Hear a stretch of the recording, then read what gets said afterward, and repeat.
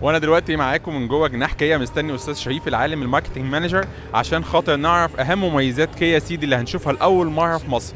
خليكم معايا من جوه جناح كيا ومن جوه العربيه الجميله كيا سيد. بنقابل استاذ شريف العالم الماركتنج مانجر لكيا في مصر. عايز اعرف منه يعني ايه سيد. هو سؤالك بينقسم، اهلا بيك، سؤالك بينقسم لقسمين. هناخد المعنى الحرفي يعني ايه سيد. كل الشركات الكبرى في العالم زي شركات كيا، شركات المنتجين الاسيويين عموما بيحلموا بغزو السوق الاوروبي. مين اللي بينجح فيهم؟ الشخص اللي بيقدر يوفر المواصفات السلامه والامان، السيفتي اند سكيورتي فيتشرز الاوروبيه، بينجح في تقديم سياره بتحظى بالقبول وبتحظى بانها تتعدى كل اختبارات السلامه واختبارات المتانه واختبارات الاداء. بيقدر يقدم عربيه في اوروبا. السيد دي هو هديه كيا للمجتمع الاوروبي او اليوروبيان كوميونتي، عشان كده هي جايه سي اي كوميونتي يوروبيان، اي دي يعني يوروبيان ديزاين. يعني هي الرقم واحد في الامان في كيا. وهي عندنا طبعا يعني مواصفات الامان كلها موحده في كيا، بس تحديدا العربيات اللي بتتباع في اوروبا بيبقى ليهم هم مواصفات.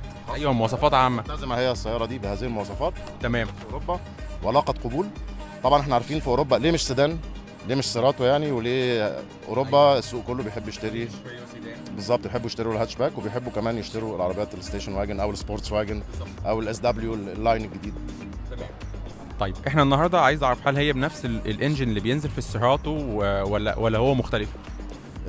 اختلافات الفنيات شويه بتبقى مختلفه من كل دوله. مثلا دوله بتحب العادم بيتقاس بالجرام، كام مونوكسيد كربون مونوكسيد بالجرام.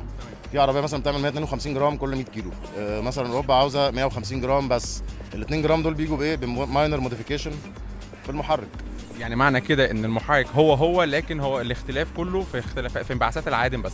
انبعاثات العادم. وفي مثلا برضو عشان نبقى كل دوله وليها ظروفها، وكل مصنع بيقدر يصنع عربيه توافي بالتزامات هذه الدوله. في دوله مثلا كلها جبال ومطالع، فبتلاقي العربيات بطيئه شويه بس الترانسميشن فيه تورك عالي عشان هو كلها مطالع. هو مش هيجري 180 طول النهار، بس هو محتاج عربيه يعني بتعمل ريمابنج للانجن عشان خاطر يناسب الدم. هايل جدا. طب هل معنى كده ان هي الوزن بتاعها بيتراوح بنفس الوزن السيراتو تقريبا؟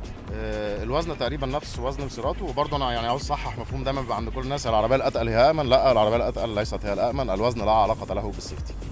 شكرا جدا ليك يا استاذ شريف، وسعيد دايما ان انا بقابلك في جناح كيا.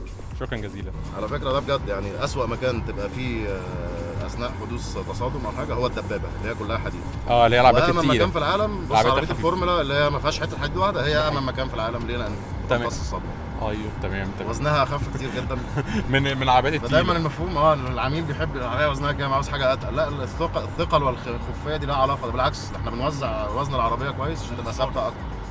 زي السمارت بالظبط كده، بتاخد 5 من 5 بالظبط. والعربيه دي مواصفات السلامه والامان فيها، وكمان الاوبشنز والفيتشرز اللي احنا مقدمينها في مصر حاجه هتليق يعني، والعميل هيحبها قوي. شكرا جدا ليك.